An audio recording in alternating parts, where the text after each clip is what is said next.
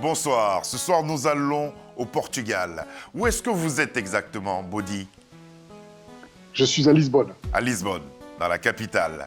Alors nous allons à Lisbonne à la rencontre de ce grand monsieur de la musique qui défend ce qu'il a appelé lui-même Ancestral Soul, le soul ancestral. Nous allons en parler avec lui de ses dernières créations, de ses dernières productions, et puis voir si ses parents sont toujours fiers du lapidaire qu'il n'est pas devenu, mais artiste qu'il est devenu. Bodi, bienvenue à Afro-Night. Merci Serge, merci beaucoup.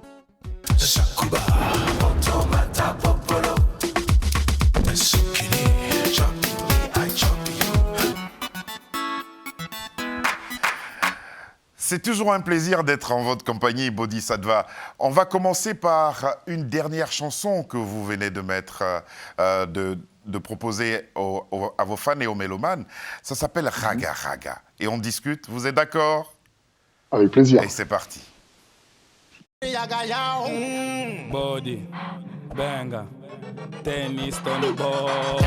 Turn it up louder. Me gusta raga raga, corpo raga raga, fale raga raga, segue raga raga, porque raga raga, vida raga raga. Já não aguento mais a beleza raga raga. Quando ela encosta de lado, mexe o teu cabelo, mordo o lábio. Abre a perna, mexe a cintura. Vive a vida louca com loucura. We ain't ever done with the raga.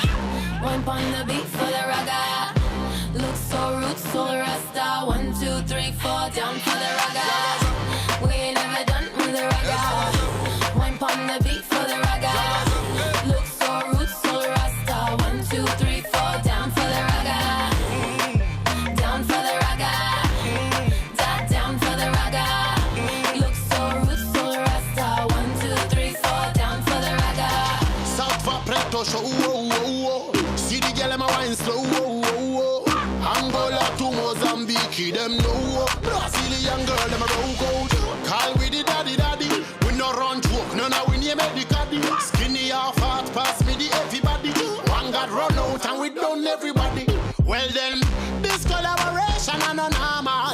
Girl I say I turn them in a Congo. Preto Show de l'Angola, Afrique et Liban, Tenny, et du Ghana, Stoneboy. Au-delà de la production musicale, quel était le but recherché par cette production? Écoutez, le but était, je crois, assez évident pour moi. C'était de mettre en avant cette idée de panafricanisme qui se perd un petit peu, surtout dans la musique dite commerciale africaine, voilà, si on veut. Moi, j'étais surpris du genre musical que vous proposez cette fois-ci. Que représente le dancehall pour vous? Alors, beaucoup de choses, parce que bon, il faut savoir que j'ai une culture musicale qui est très très large et j'ai eu la chance d'être baigné dans les sonorités du reggae, de la dub, bien sûr de la dancehall. Et donc, par conséquent, lorsque l'occasion de travailler avec Preto Show s'est présentée, parce qu'à la base, le titre était censé être un titre entre Preto Show et moi. Et donc, on s'est retrouvés chez moi ici au studio. On a commencé à élaborer un peu les idées. Et puis, on s'est dit, mais tiens, c'est intéressant, il faudrait qu'on pense à un autre featuring. Et puis, cette sonorité d'un soul s'est imposée, hein, si vous voulez. Donc, on n'a pas vraiment cherché à aller dans ce sens-là, mais c'est ça qui est sorti. Donc, voilà, c'est la magie de la créativité. Bodhisattva, ce sont les artistes qui viennent vers vous ou c'est vous qui allez les chercher? Ça dépend des artistes. En général, c'est un petit peu les deux, je pense. Après, il y a certains artistes de certains profils qui m'intéressent, que je vais essayer d'approcher, mais en général, c'est vraiment les deux, c'est 50-50. Beaucoup de productions d'inspiration et d'influence africaine. Comment justement ces productions-là se comportent dans le milieu des beatmakers que vous êtes? Des beatmakers, des DJ, ben écoutez, là je peux vous dire aujourd'hui que le mouvement, est, depuis la dernière fois qu'on s'est parlé, c'est il y a quand même quelques années, ça a énormément évolué. On a une vraie scène afro-house, on a une vraie dynamique au niveau de l'afrobeat qui est, comme vous le savez, un genre qui a pris le monde de court. Et donc je pense qu'aujourd'hui c'est apprécié, c'est reçu, en plus ça fait des émules. Et donc c'est assez intéressant de voir que finalement, en plus ou moins 10 ans, voilà, toutes ces mis en route, quoi. Body, on va évoquer deux artistes. Pour eux, vous avez beaucoup de regrets parce que vous auriez voulu travailler à leur côté, ne serait-ce que ça. Il s'agit de Fela. Qu'est-ce que vous pouvez nous dire de ce monsieur? Pour moi, Fela est quelqu'un qui, bien sûr, post-mortem, à travers sa musique, m'a inspiré. La première fois que j'ai découvert un de ses titres, Hemis Road, ça a été, j'en parle, j'en ai des frissons d'ailleurs, c'est pour vous dire, j'en ai même des frissons dans la nuque là en parlant de ça. Ce morceau a changé ma vie, j'avais 14 ans quand je l'ai écouté. Et c'est, je pourrais dire, la base même de ma volonté d'embrasser la musique comme vocation. Toute cette musicalité, toute cette construction, le fait qu'il soit avec... Alors, c'était un tyran quand même, il faut quand même le reconnaître, c'est quand même quelqu'un qui était dur. Mais moi, ce que j'ai admiré chez cet homme, c'est le fait qu'il était authentiquement nigérien, qu'il est resté chez lui malgré les difficultés, malgré justement les différentes forces qui étaient tout à fait, pas du tout à son avantage. Et voilà, quelqu'un d'engagé, et en plus de ça, quelqu'un qui a fait de la musique, qui aujourd'hui encore résonne et influence des artistes comme Burna Boy, Wizkid et bien d'autres. Donc, c'est vous dire. Non, Fela était quelqu'un, et surtout les solos de Fela, alors, si vous écoutez mon catalogue musical, qui est assez conséquent, mes solos sont tous inspirés de Fela. D'où ma question d'ailleurs. À présent, Prince. Oh oui, ah oui. Alors, j'ai pas eu la chance de travailler avec Prince, mais un de mes producteurs, Oshunlade, qui est un Grammy Award winner qui a remporté des Grammys, a eu la chance de travailler avec Prince. Donc, je dirais que, voilà, disons par substitution, si je puis dire, je me suis dit, bon, je travaille avec quelqu'un qui a travaillé avec Prince. Mais oui, Prince, il n'y a pas photo, quoi. C'est Prince, quoi.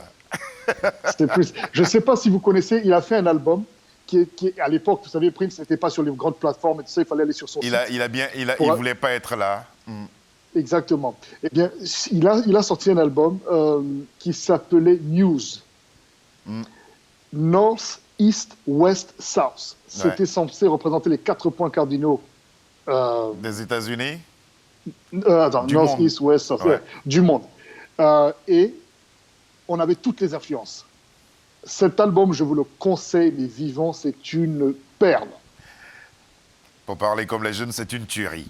On va à présent aller en Afrique, et surtout en Afrique de l'Ouest, à la rencontre de Mangala Camara et de Oumou Sangaré. Vous êtes en compagnie de ces deux grosses stars de la musique africaine.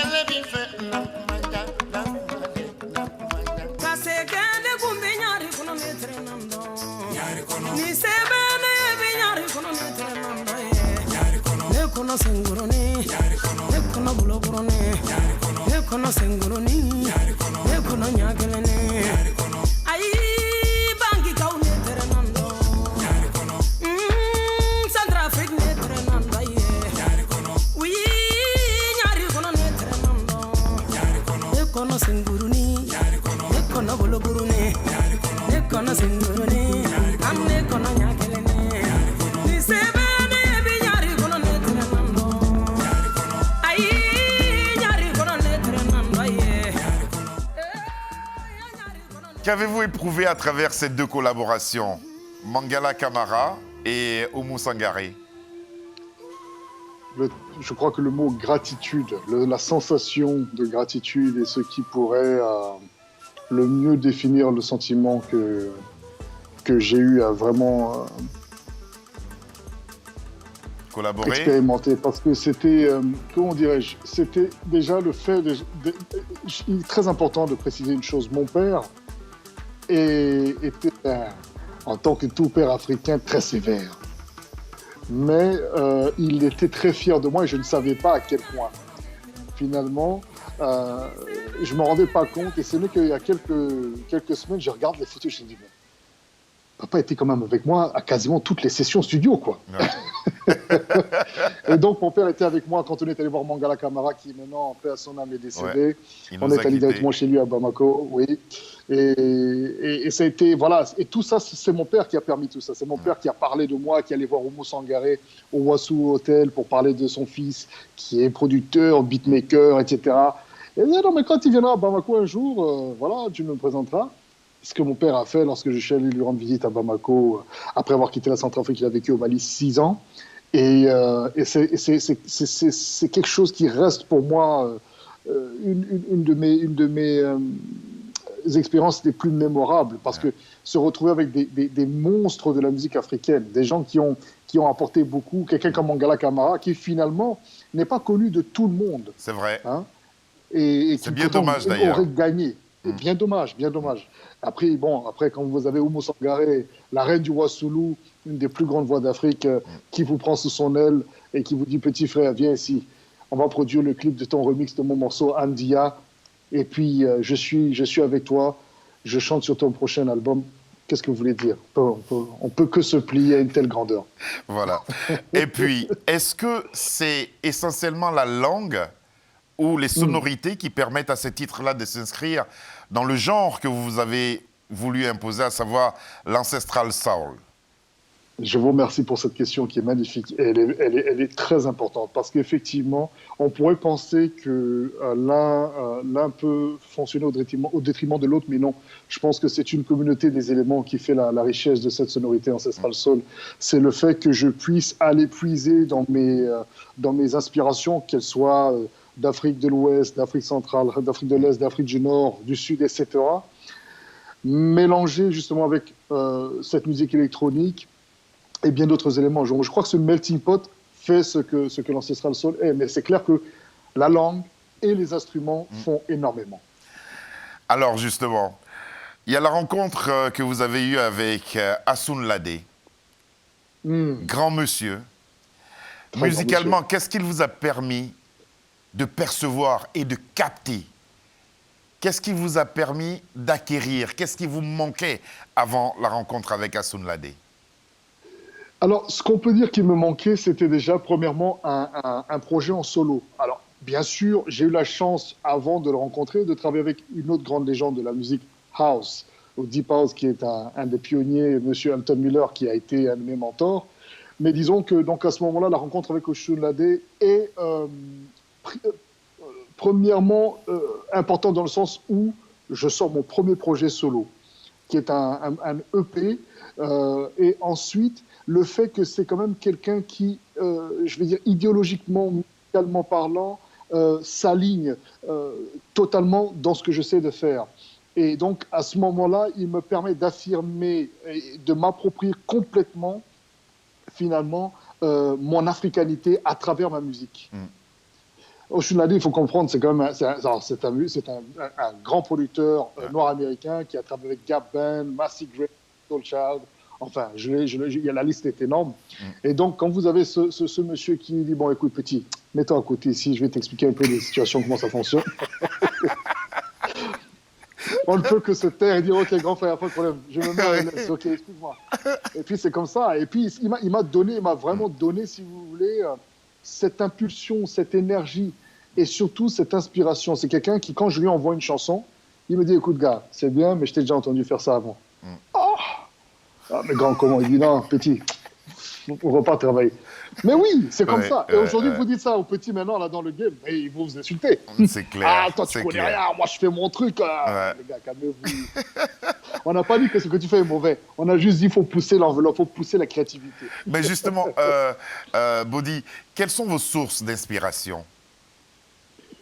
Elles sont diverses et variées. Je Ouais. dirais que ma première source d'inspiration, c'est la vie. Honnêtement, moi, je suis quelqu'un de très inspiré par des événements qui se passent autour de moi, les belles rencontres, un bon moment avec des amis, des connaissances, un cigare au bec, une bonne coupe de vin, voilà, ou un bon repas. Ça, c'est les moments qui me plaisent et qui m'inspirent. Après, effectivement, il y a aussi des artistes, des genres musicaux divers et variés, il y en a plein, que ce soit la trap, à la techno ou je ne sais pas quel autre genre, je suis très ouvert. Mais c'est vrai que je puise, en tout cas, je dois le confesser, mes inspirations toujours dans ce qu'on va appeler le old school, c'est-à-dire que je vais toujours repartir aux fondamentaux. Aux fondamentaux, justement. Pour repartir aux fondamentaux, ce genre musical, pour revenir toujours à l'ancestral soul, qu'est-ce que, humainement, cela vous a apporté? Énormément. Des rencontres à travers le monde entier. Alors, c'est vrai que j'ai la chance aujourd'hui de fêter mes 20 ans de carrière cette année. Et en 20 ans de carrière, de me rendre compte que finalement, même si je n'ai pas fait une musique qui est commerciale au sens où la masse mondiale la connaît, il y a tout de même une niche assez importante à travers chaque pays dans le monde qui la connaît et qui l'embrasse aujourd'hui. Et donc, ce qui me permet de dire très confortablement que je peux me retrouver demain au Venezuela et avoir quelqu'un qui m'accueille chez lui ou faire un événement, etc. etc. Vous voyez, donc il y a vraiment ce sens famille, ce sens d'unité à travers la musique qui est conforté par rapport au fait que cette musique touche les gens d'une manière qui est beaucoup plus profonde que ce que les musiques de surface. Vous savez, ces musiques que l'on écoute, qui sont des musiques un petit peu Kleenex. Ouais. Ça ne veut pas dire que la musique n'est pas bonne, c'est juste que ce sont des choses qu'on va oublier rapidement. Ouais. Moi, je fais une musique avec laquelle on vit. Voilà, c'est ça. Avec laquelle on vit et dans laquelle on peut puiser, trouver ses repères, piocher quelques petites sonorités. On va vous retrouver maintenant avec une charmante demoiselle. Elle s'appelle Aya Zungu. Vous allez nous en parler tout à l'heure sur ce titre qui s'appelle Thinking About You.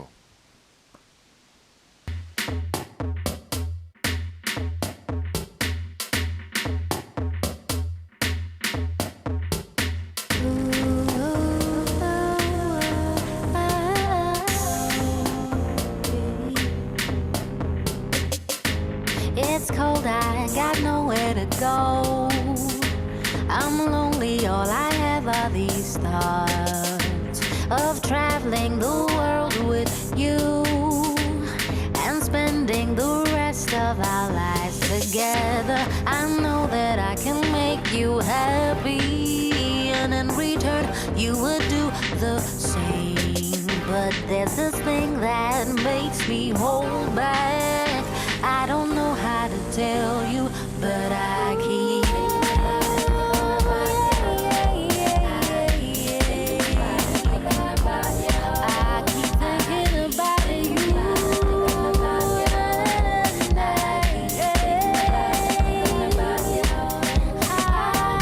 thinking about you.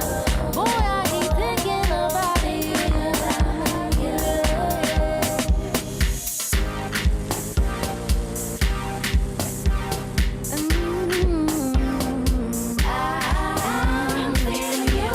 I hope that you know, 'cause I don't think I got it in me to tell you, but you drive me crazy, and in you I see forever. Elle est belle, naturelle, elle chante sur une sonorité qui pour moi est une tuerie. Qui est-elle, Aya Zungu? Une artiste sud-africaine, mais alors là, impressionnante de talent. Et Ouais. tout à l'heure, vous me posez la question si en général je vais vers les artistes ou si ce sont les artistes qui viennent vers moi.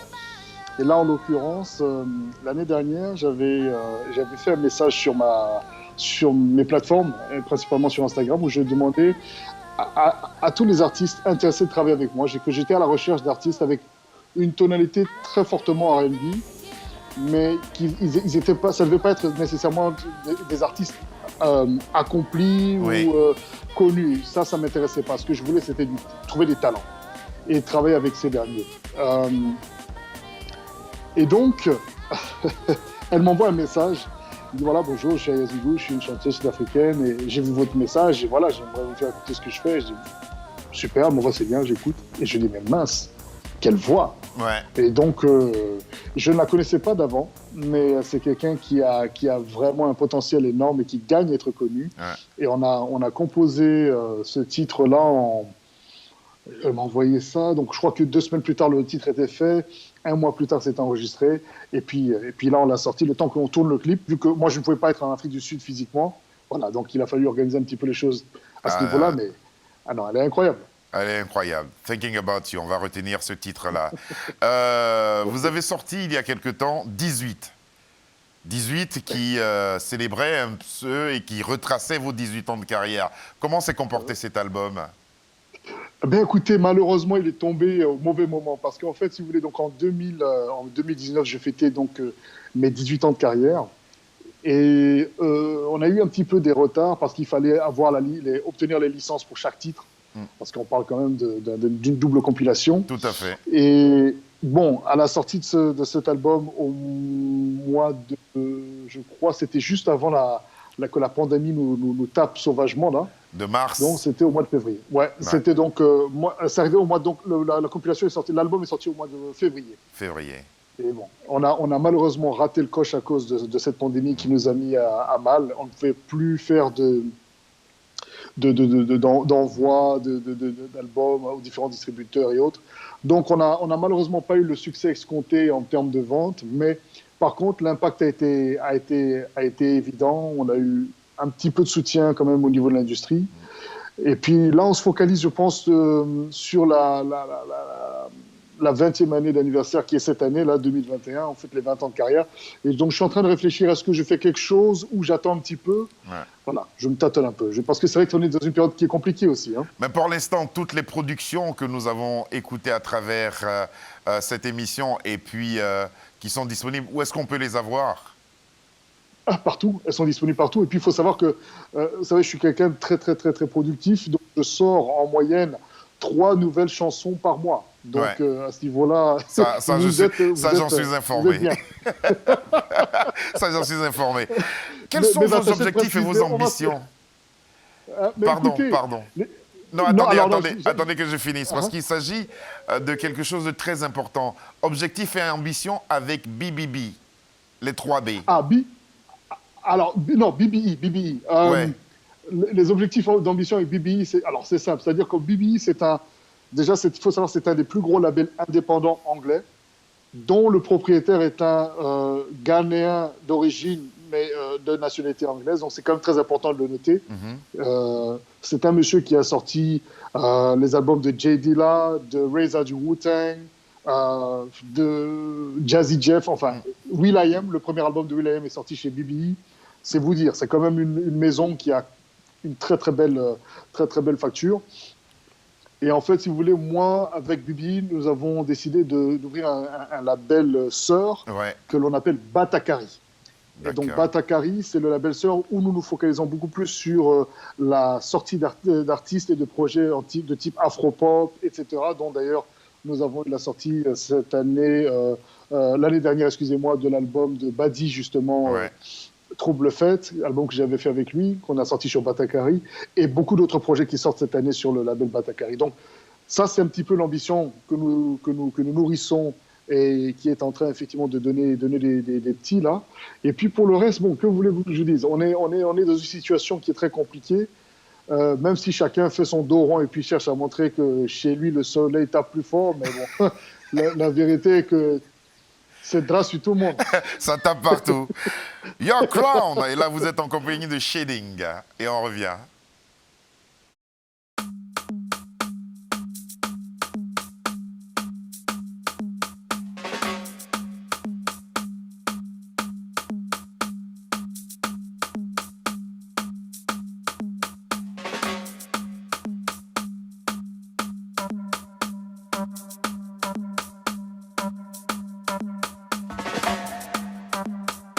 Even if you look around, there's always unexpected on your way.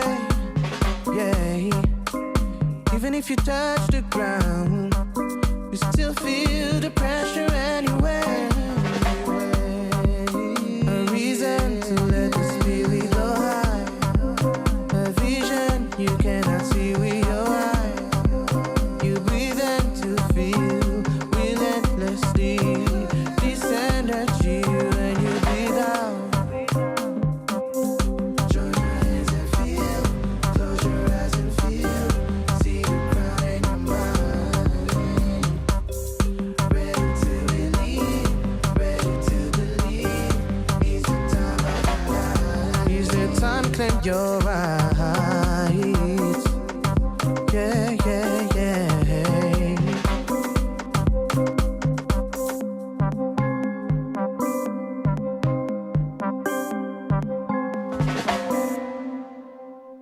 Your ego, your pride, the anger, the fire you have inside.